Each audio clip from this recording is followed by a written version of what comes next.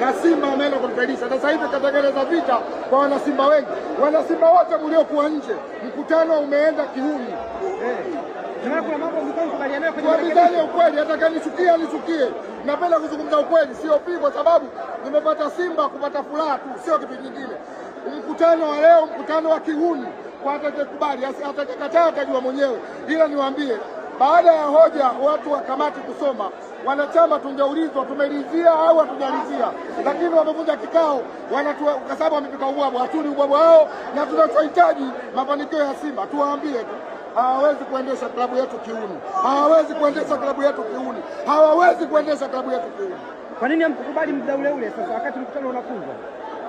Wakati anasoma yule mwanasheria, Simba ni watu wenye hekima, tulikaa na kutulia kusikiliza kile kinachosemwa. Baada ya kumaliza, wakasema wanafanya dua kwa sababu ya timu, tukajua dua sababu ya timu. Baada ya hapo, mwenyekiti kavunja kikao, anakatupigane. Ndugu zetu wamekufa juzi kwa sababu ya machafuko na vurugu. Leo mwenyekiti atasababisha vurugu tena kwenye Simba.